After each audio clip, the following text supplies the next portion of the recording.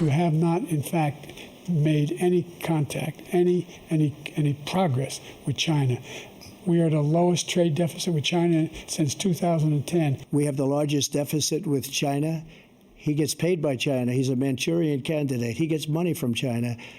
So I think he's afraid to deal with them or something. And that's President Trump attacking President Biden's China policy amidst rising CCP espionage and CCP aggression against America. From sending a spy balloon over the continental country to setting up secret police stations, surveillance all over the place on U.S. soil, the president has yet to confront Chinese President Xi Jinping over the origins of COVID-19 and the cover-up that followed, or the surge in Chinese migrants entering the United States illegally. 50,000 Chinese migrants coming into America in the last year, 50,000.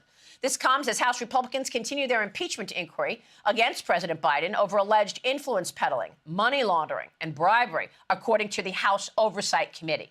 In evidence uncovered by House Oversight Committee Chairman James Comer, President Biden received a personal check in 2017 from James and Sarah Biden for $40,000, which they claimed was in repayment of a loan from the president. That $40,000 was 10% of a $400,000 payment from China.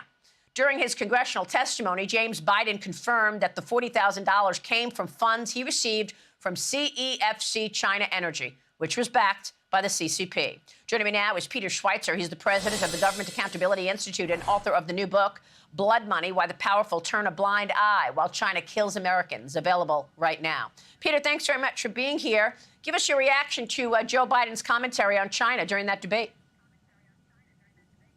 Yeah, it's really pretty remarkable. I mean, look, the bottom line is that Joe Biden and his family have received collectively tens of millions of dollars from Chinese businessmen, beginning really when he became vice president of the United States. And that has deeply affected and shaped his approach to China. And all you have to do is look at his record and look at the wild inconsistencies that have occurred since that money began to flow. In the 1990s, for example, Joe Biden led the charge on Capitol Hill in calling out the Chinese government for their involvement in the international heroin trade. He held hearings about it. He talked vocally about it.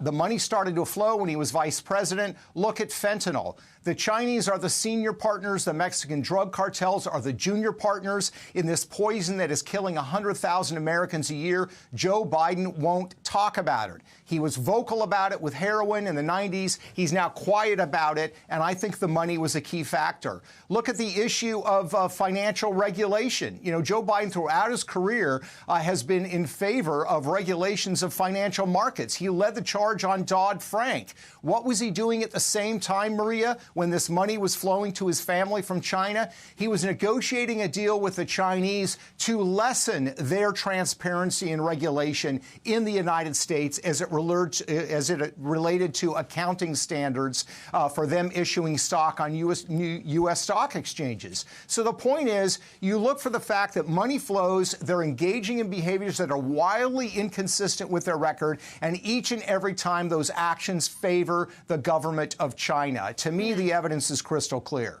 Well, I mean, you just mentioned something that I just did a whole Fox Nation special on, and that is those accounting standards. We just did this special called Underwriting the Enemy. It is available right now on Fox Nation. And what we talked about were the thousands of Chinese companies that trade on U.S. exchanges, the New York Stock Exchange and the NASDAQ, and they don't follow the same accounting rules that every other public company has to follow, according to the Securities and Exchange Commission.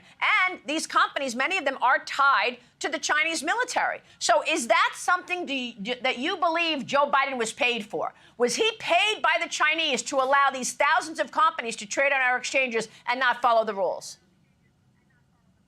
Well, when you say pay, obviously the implication is quid pro quo. I think it's more of a retainer agreement. I don't think there's a specific trade-off, but it's equally corrupt in my mind. Yes, he led the negotiations on that issue with China. He led a delegation to China in 2011 on that very issue and pushed aggressively for it.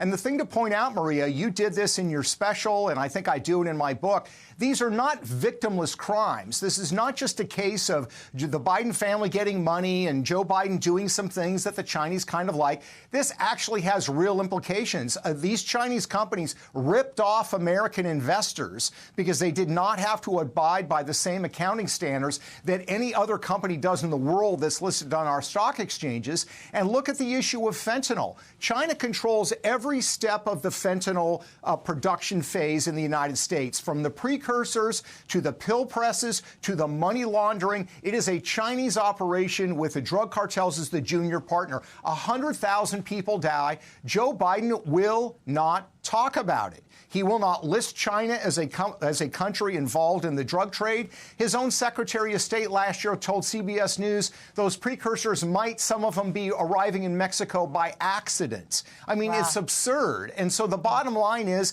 these actions, the fact that the Bidens got paid and he's taking these positions, deeply cost the American people. Amazing. Peter, thank you so much for your incredible work. Peter Schweizer is the author of the new book, Blood Money. Thank you so much, sir.